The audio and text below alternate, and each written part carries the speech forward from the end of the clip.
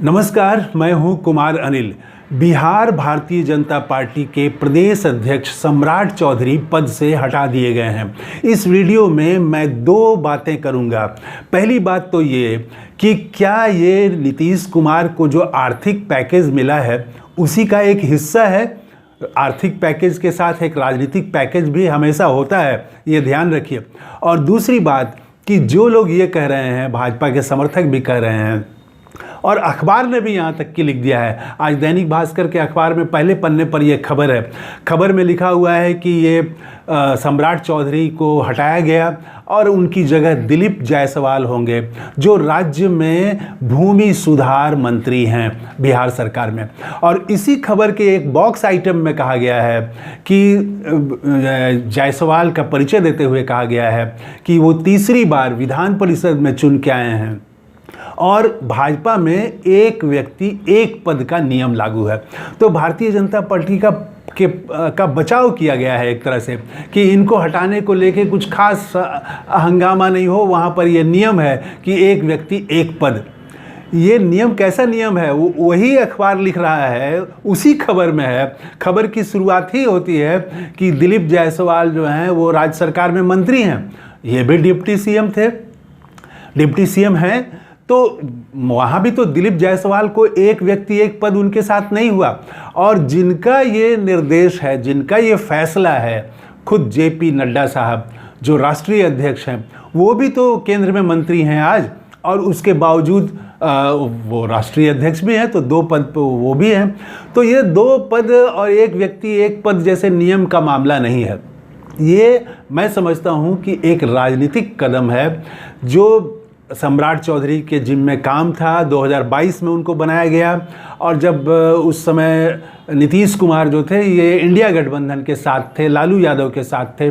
उस समय कुशवाहा वोट पर नज़र थी, तो कुशवाहा समाज को, पिछड़े समाज को अपने साथ करना था, तो उस समय इनको बनाया गया।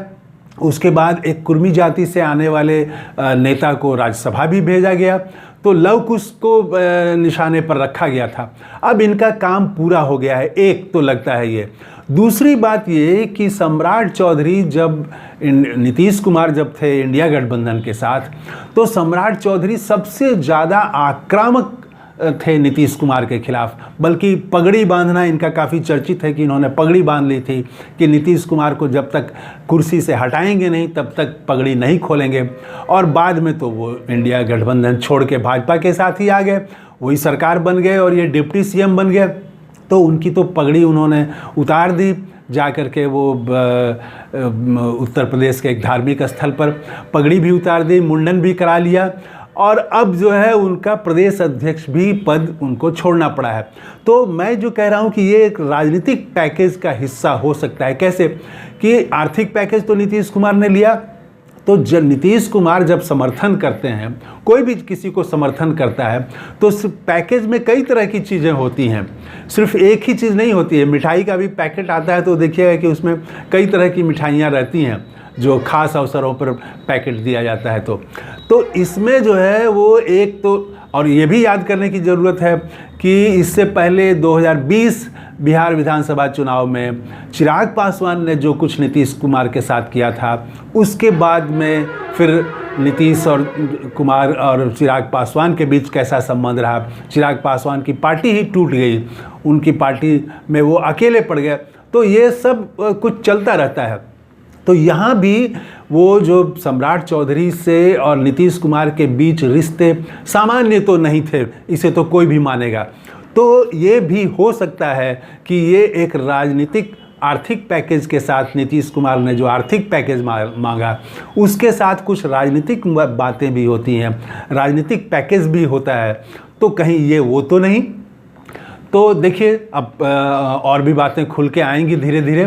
तो फिलहाल तो ये है कि नीतीश कुमार इस कदम से, भाजपा के इस कदम से, सम्राट चौधरी को प्रदेश अध्यक्ष पद से हटाने से नीतीश कुमार की स्थिति मजबूत हुई है और भाजपा पर तरह तरह के सवाल उठ रहे हैं। सम्राट चौधरी को हटाए जाने पर लोग तंज कस रहे हैं, मजाक कर रहे हैं लोग।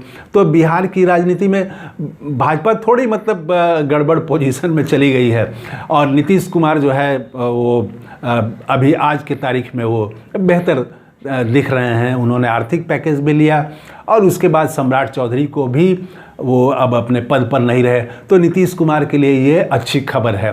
तो कैसा लगा ये वीडियो कमेंट करके ज़रूर बताइएगा। थैंक यू, धन्यवाद, जय हिंद।